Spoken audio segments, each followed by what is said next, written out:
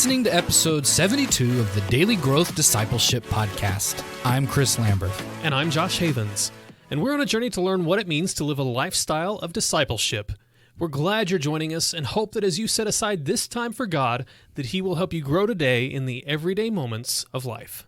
Welcome to 2021, the year that we all hope will be better than 2020, but probably won't be. The good news is, as disciples, our mission doesn't change. And so I hope, if there's no other hope, that is something that we could all kind of cling to. And so, no, in all seriousness, we're looking forward to 2021. We've been talking about it, planning for it, figuring out what we're going to be doing this year. And I got to say, I'm a little excited. I mean, I'm not all that optimistic necessarily about what 2021 holds for an entire year or anything like that. I don't think we're going to close the book on 2020 and COVID and all that sort of stuff, but at least on paper, it'll be different. And so, anyway, this is the first podcast of the year. We just want to talk about a little bit, right? It's the time to sort of rehash and rehearse what's on our heart, sort of cast vision, all that kind of fun stuff. And so we're going to talk a little bit about what we want to see from the podcast, and then hopefully from just Daily Growth Discipleship as a whole. And I think why. Maybe why is a good way of saying that. Why we do what we do here on the podcast with Daily Growth Discipleship. Specifically, why we think it's important to create a lifestyle of discipleship. Because, it occurs to me, if you study any kind of church history or just read the Bible, which again could be looked at as church history, you're reading Paul's letters to the early church, and you're like, hey, I got everything I need, right? It's just in the Bible. I got my Bible. I can pray. I'm good to go. Why do I need to listen to you guys and listen to all your guests and all that kind of stuff? And that's a fair question. Fair questioning, absolutely. And so I think that's what we want to answer today a little bit. We're going to take a long time, but I think that's a good place to begin. So let's just jump in. My heart answering that question right away is you got a point. If you don't want to listen to us, or you think, hey, lifestyle of discipleship, well, why is that? Why do I need 5 steps to create a lifestyle of discipleship? Can't I just love Jesus and go to church and I'm good to go? Yeah, you can. That's perfectly fine. You can do that, and I think you'll be a decent Christian, right? I don't know if you're a disciple, but you're a good Christian. And so whatever that means. Yeah, whatever that means, right? But my point is when you look back over church history and you see all of these disciples learning to live their life in a manner worthy of the gospel. They're striving together with their communities, the body of Christ, to work out their salvation, all these good biblical terms that we need to learn to do. They take place in a particular or specific context in time and culture. And that means the way that they live their life out with each other and with Christ is going to be a little unique for their circumstances and situation. Now, don't hear what I'm saying in that. I know a lot of people probably just a big red flag went up and said, "Oh yeah, but you're automatically about to jump on the gospel changes and the way you live it out changes," and that's wrong. The gospel doesn't change. However, the way in which we live the gospel out does change because the world changes. For instance, let's just take 2020 as an example, right? We all have to go into lockdown because of COVID-19 and various other activities going on in the world. So what does that mean? How does the way Martin Luther, for instance, or Paul or anybody else lived out their walk with Christ affect the way you think about your walk today in 2020 or 2021? Say we all have to go back into lockdown. Well, there's probably something to be gleaned from. Also, you're probably not going to be getting the answers you want, right? You can unfurl the 95 theses and read through them all, and I don't think you're going to get struck by any, insights of brilliance. So the point is, we are kind of left to ourselves in 2020, 2021 to figure out how the gospel, the unchangeable mandates and truth that Christ has come to save the world and that He is King affects our lives today. How do we live our lives out? Because our mission doesn't change. We're still meant to, know our identities, practice the basics, walk with others. That's an important step for, living during this time of quarantines and things like that. Serve with purpose. How do we go about doing that? And then how can we make other disciples? Okay, those things haven't changed, but the way we have to figure out to go about doing those things has greatly changed. Yeah, that's why I really love the way Dallas Willard puts it. I mean, we both had that great beginning of the year with Dallas Willard in 2020, and the way he describes living out the Christian life. I mean, a lot of times we like to ask this old question from Charles Sheldon's book, In His Steps. What would Jesus do? Yep. And we can turn that into, well, I need to live like Jesus did in his day. I need to do the things that he did then. I need to, let's even go so far as to say, I need to put on Middle Eastern clothes. I need to eat Middle Eastern food. I need to do all of these things just like Jesus did, because that's how I follow. That's how I'm a disciple of Jesus. And Dallas Willard turns that on its head, and he says, no. To live by asking the question, what would Jesus do, is really meant to be asked in such a way, if Jesus were to live my life right now, how would Jesus live? And just out of necessity, because we have things like mobile phones and the internet and cars and all the stuff we take for granted, we live a different life now. And if Jesus were living here right now, he would do things differently. That does not mean he would preach a different gospel. It doesn't mean that he would not minister to people who are hurting, reach out to the broken and the disenfranchised and all of these people. He would do those things, but the way he would do it would be different, because he's living in a different culture, at a different time, in a different place. And for me, just based on what, Chris, you and I were talking about earlier, two words come to mind in describing what we're looking for in 2021. It's practicality and intentionality. It's good. We're looking not just to talk about discipleship. What we want to do is walk through the practical steps, the how of creating a lifestyle of discipleship. And that can't happen without some intentionality. We have to be very intentional in creating a lifestyle. A lifestyle is not just going to happen. Mm-hmm. The only lifestyles that happen naturally are the bad ones. Yeah, exactly. You're not going to accidentally discover, what it means to follow Christ in your everyday. All of a sudden, I just by nature, I eat healthy. I eat all the good stuff. That's Nobody right. does that. Nope. It takes intentionality. And I mean, it's the same thing. You look at some of these spiritual giants throughout church history, and they're not people who have accidentally stumbled onto living a good Christian life or living a lifestyle of discipleship. You read their stories, and they've done so intentionally, and often with great pain, because they've had this struggle, this fight against their flesh that wants to create the bad lifestyles, to create these healthy lifestyles. They may have had revelatory moments where sometimes life all of a sudden looked differently, but that doesn't mean that their lifestyles were necessarily instantly transformed, and from then on out it was just daisies and roses and everything was great. I mean, as we all know, the head knowledge comes much quicker than the heart knowledge, and it takes it getting into our heart before it really is translated into our actions, usually. Yeah. Now, that is one of the things that we really want to focus on. I like, practicality this year is how to go about, doing those things. So, because that's a really important point. We do want to ultimately get to that point. And your other point that you made that I really liked is that it's hard, right? This is not going to be an easy journey necessarily. And yet that is one of the purposes of the church, is we walk with each other, and hopefully, why we have been called to do the podcast and to talk to the people we want, because we don't want to make it any harder. We do want to make it as easy as possible, because, trying to figure out the right steps to take shouldn't be the hard part. Taking those steps, they should be the hard part. If I can use a workout analogy, it's like, we go to the gym and, we squat, right? So figuring out that what should I do? Should I do like calf raises or squats or the leg press machine or deadlifts? Like, you shouldn't spend all of your time just trying to figure out which exercise to do.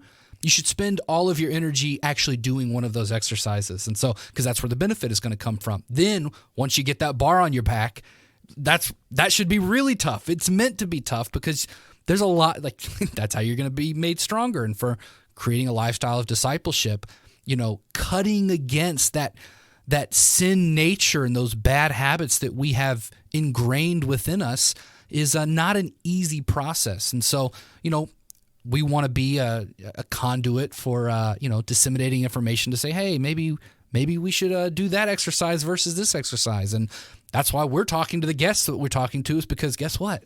We don't know all of that information. Yeah, that's one of the reasons that I've really enjoyed talking to people like Adele Calhoun, Chris Hewerts, AJ Sherrill, because they recognize that it's not just a one-size-fits-all, this is how you do discipleship, follow these 3 easy steps and you'll be saved. Because if we're observing anything with a tool like the Enneagram, we know that people behave and respond differently out of different motivations, out of different histories and experiences. We're just wired differently. Mm-hmm. And sometimes fasting will work great. Other times it will not. Mm-hmm. Sometimes it might be wise not to fast for you at a certain point. Absolutely. And understanding those nuances can be a struggle. And that's what you're saying, Chris, we want to do here. We want to help kind of lay out this stuff in front of you in a way that makes sense, where you can understand, okay, so maybe I could try these different types of practices because I'm an Enneagram 4. And again, not that we're trying to set a hard and fast rule down, but we're trying to give tools Yeah. that have worked for other people. That's why we talk to other people. That's why we do the research that we do, because we want to find out what's worked for other people, not so that we can prescribe an exact regimen for you to follow, but so that you can know this tends to work. Mm-hmm. And that's what we're finding to be true. So here's the example, or another one. As you know, Josh, I've been trying to take some of the advice that we've gotten from our pastoral coach and some of the other guests over the last year. And, I've tried to be doing hobbies now. And so I've been back into woodworking lately and watching all the DIY videos on YouTube and all that stuff. And that's a lot of fun for me to do. But what I've learned, though, is that there are many, many ways of achieving the same result. If you're going to try to build a chair, for instance, right? What tools are you going to use to cut your lumber down? Okay, well, there's about 6 different saws that you could use off the bat. Like I was building a workbench, one of my first projects, because you gotta build a place so that you can have a place to build. Well, I didn't have a circular saw that worked, so guess what I was using to cut 2x4s? A jigsaw. Now, not the most effective tool for cutting 2x4 lumber with. Okay, a handsaw would have been much, much better. Does it get the job done? It sure does. But is it like the best tool for it? Absolutely not. That's the way I'm coming to see a lot of these spiritual disciplines, though, is it's like all of these things are just tools in our spiritual development toolbox. And, hearing from people and learning to follow people who've gone before that have learned to use those tools better than we have makes a world of a difference when it comes to like trying to figure out how to use that tool on your own. So like fasting, you mentioned that, right?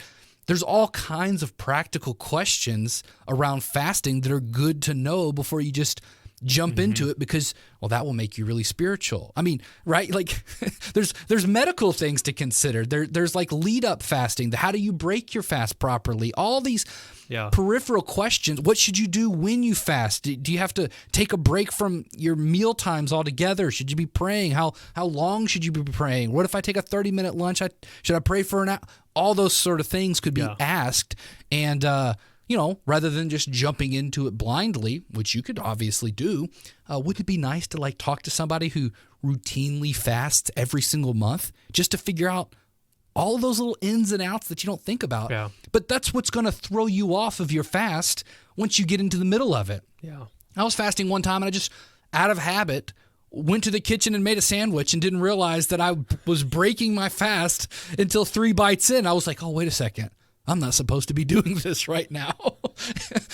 Spit it out, throw up. That's right. I could have done so much better to prepare. Do you throw your fast out? Do you start over? Like, what do you do in that situation? So anyway, I this is a very good opportunity to look at our tools and to assess and figure out what is going to be the best tool to help me build the lifestyle that I want, that's going to be following Jesus in the way that he authentically has created me. And there's something else I want to point out here. If we left it at this, it might sound a little one-sided, like we're the only ones who have to do anything, and it's up to us to figure it out and get it done. There is an aspect of our spiritual development, though, that is in the hands of the Holy Spirit. Yeah. And, I mean, Hebrews says he is the author and perfecter. He's the one who started the work. He's the one who's going to finish it. And it's tempting to look at spiritual practices and say, okay, if I can just figure this out, then I'm going to be able to make it happen. I'm going to be able to make myself grow. Yeah. To do that, though, ignores the work of the Spirit in your life. And that's one thing that I really want to, at least for myself, be intentional about this year. Because if I focus on just the doing of the spiritual practices, the disciplines by myself, I can get really caught up in thinking, okay, if I do this and this and this, I've achieved. I've hit the mark. I've done whatever. And all of a sudden, my life is good. Or at least then I can claim some kind of superiority over the people around me and somehow make myself feel better. On paper, it looks good. Yeah, because you've done all the stuff. You've checked off all the boxes. Who can argue with you? But if you do that kind of stuff, and this is what Jesus pegged the Pharisees for doing, you do all that kind of stuff, but you don't have the Spirit. You're not cooperating with the work of the Spirit in your life. You're doing it in vain. There's no actual growth that comes. That's what the Spirit intends to do in your life. You may create new habits, but it's not. It's like you're fighting against the way that God has naturally designed things to work. It's you in cooperation with him to grow. And there's a certain amount of trust that takes, because sometimes we are really, really anxious to have grown. Like I've used the analogy before. You think about the time when you were a young kid and you just, I use the analogy driving. You like, I want to be able to drive a car. I think that's the coolest thing ever. Yeah. And at like 5 or 6 years old, you just, I can't wait. I don't know why I can't drive right now. Like I know how to do it. You steer the wheel, you push the pedals, and you're good to go. But there is nothing that you can do to make the time from age 5 to age 15 or 16 go faster. You just have to wait 10 years. Yeah. And a lot of times in our lives, and we practice spiritual disciplines and do these things, God has his timing in the way that we're going to grow, the way that we're going to learn things. And we have to learn to trust his process in all of this. There are some lessons that we think, oh man, I should have learned that 10 years ago. And you start beating yourself up for it, and you get really frustrated, and you think you're a lesser Christian. You think everybody else has got this figured out. And really, God's saying, no, there's grace. Trust me. I've got you. Just walk with me.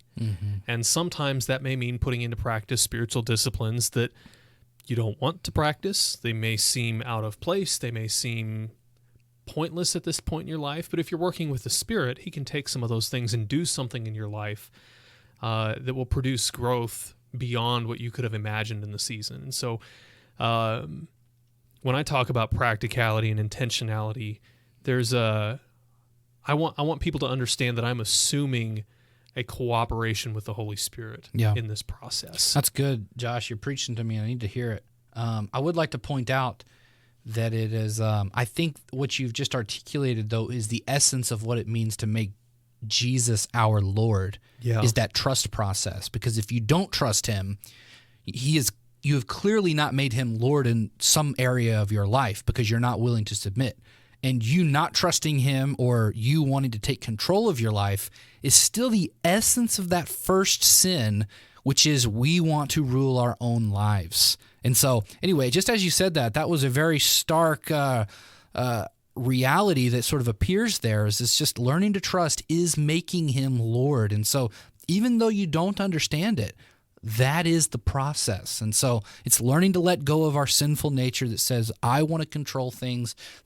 My growth, my progress, whatever, should happen on my terms, and instead letting that go and letting him produce the growth, because the seed does nothing to produce the growth. Or, I mean, the farmer does nothing to grow the seed. It just happens. That's God. And so the same thing is true with us in our discipleship, absolutely. And so all we do with our spiritual disciplines, our tools, our habits, our techniques, is but to make available that space for him to work in our lives.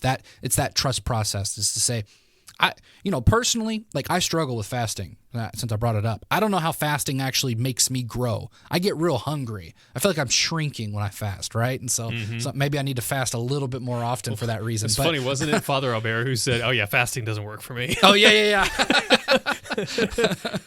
And there are certain personalities in certain times of life where that actually is true. And guess what? It's okay that that's true. Like, that was a big thing that I've learned over 2020, is like that kind of a mindset is actually okay.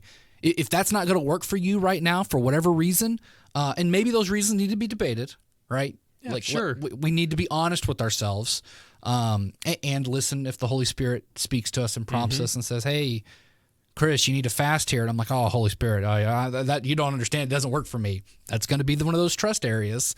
But if, like you, Josh, were like, "Hey, Chris, I think you should fast because I'm fasting and I'm going to get all these benefits." And it's like, "Well, Josh, I don't feel that that's really me right now. But that's great for you. I'll support you in whatever endeavor, right? I'll try not to bring in too many, double bacon cheeseburgers or anything like that around you. It's just not going to work for me. Wendy's has a new breakfast baconator, by the way.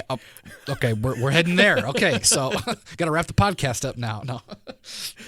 Anyway, we like to have fun. I do hope that you guys are getting a sense of this. It does feel like the more that we've taken this journey of learning what it means to live a lifestyle of discipleship, I kind of expected, I guess, things to get a lot more for sure. Like, we would understand these things, and it's like, okay, if A, then do B, if C, then do D. And it's really gotten less. Yeah, I feel like there's just more of a cloud. And that's kind of encouraging. It just means that spiritual disciplines and following Christ isn't a science. It's an art form. And honestly, it makes a lot more sense when you think about it like that, because God is an artistic God. It's just, he wants to live with us in our lives authentically, going from each moment day to day. And each one of those moments are pregnant. They're ripe. They hold opportunities for us to grow in the everyday moments with him. And so we just want to discover how to take advantage and look for those opportunities everywhere we can. It's like, I use the word relationship. He's just calling us into relationship with him. Yeah. We get so caught up, at least in the American church, I think, whether even though we say we aren't sometimes, I think we still do, because it's just part of our culture. We get so caught up in thinking that the Christian life consists of our behavior, in that when I do these things, I am a good Christian. One of our former professors, I love the way he would answer that question, "Are you a good Christian?" He would say, "No, but I'm devout." And what he was getting at is, I may not be checking all of the boxes, but in a sense, and this is maybe the scandal of grace, that's okay, because it's not about checking the boxes. It's about following Christ, trusting him, like we were talking about earlier, trusting him, making him Lord, and saying, "God, I don't know what it is about how you're going to save me. I don't know how you're working in my life necessarily, because I'm in the moment and all I see is the chaos around me, but I'm going to trust that you're in control of the process, and that in the end, you will save me." Mm-hmm. That's a tough thing to do. And our first instinct is to say, well, I have to do something to make sure that this happens. I've got to make sure that I pray every day so that I'm all set. I have to make sure that I read my Bible every day so that I'm all set. I have to make sure that I confess every single one of the sins that I've ever committed so that I'm all set. And we can take a lot of responsibility on our own shoulders that, to be quite honest, was probably meant to be left up to Christ and what he's done for us. And that's a tough thing to do. Yeah. Orientation, not location. Yep. So we always want to be oriented towards him.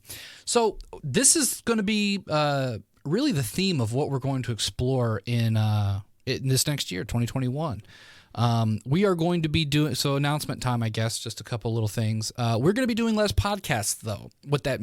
This is what that means. Slightly less. Kind of, yeah, slightly less. And so instead of doing 4 a month or, basically 1 every week, we're going to just be producing 2 each month. And so we're really going to be focusing on trying to make those as the highest quality that we can, make sure that we've got the best guest and that we're covering the issues and topics that we feel and that you guys have let us know are the most important to you. What that also means, though, is that's going to free us up a little bit to focus on a little bit different content as well. And so if you guys have listened, maybe you know that we do have a YouTube channel. And so all of our podcasts have gone over there onto the YouTube channel, as well as a few other videos that we've done here and there.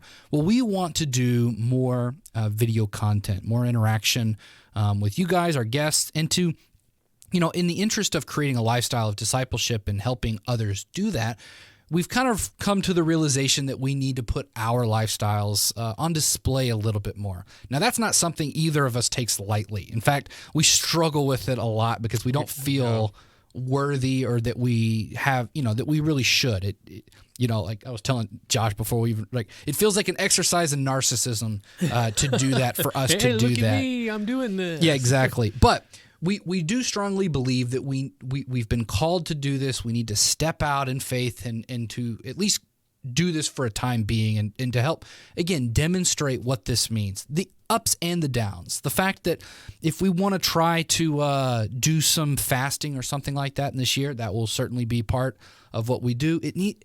I would like to show you guys that this is not all, rainbows and unicorns, and that this thing is challenging. You fall off the wagon. It's tough. So what are the things that we can do to make it easier? Or what do we do when we're struggling? And where do we turn to? So those kinds of things.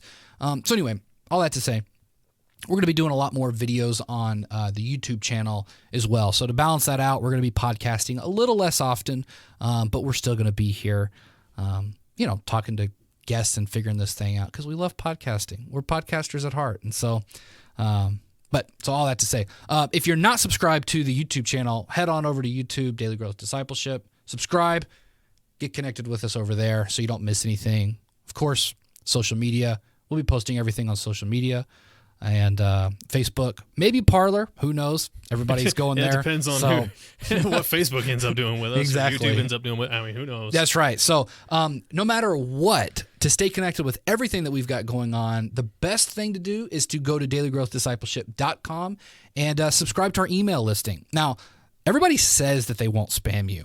Nobody probably means it as much as we mean it. Okay, we will literally do the opposite of spamming you. You might wonder where we're at. You might get one a week. Yeah, that's what we do. Right now we do one a week, and we just let you know what the latest podcast episode is. And but if you do want to stay connected with us and make sure you don't miss any content, go over there, get connected with us, and we will be sending you special extra little goodies and things like that, and some emails. We promise we won't spam you though.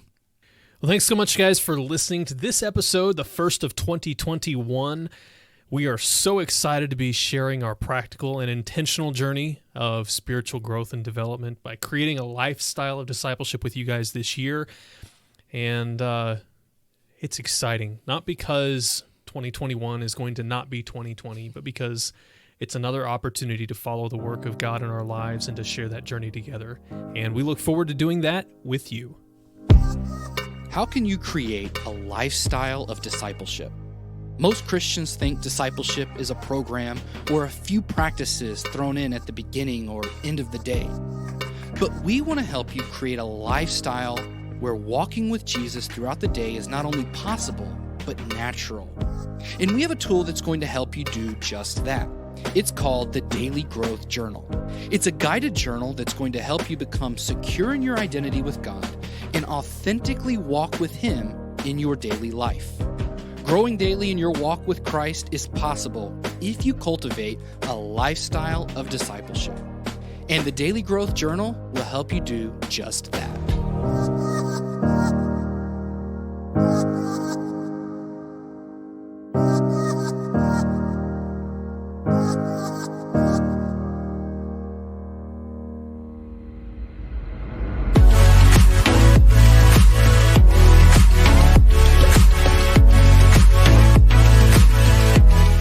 Thanks for listening to this episode of the Daily Growth Discipleship Podcast.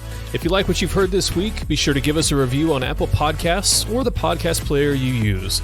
We'd love to hear from you. If you want to stay up to date on everything happening at Daily Growth Discipleship, go to dailygrowthdiscipleship.com and subscribe for free. You can also subscribe to this podcast on Apple Podcasts, Google Podcasts, and Spotify.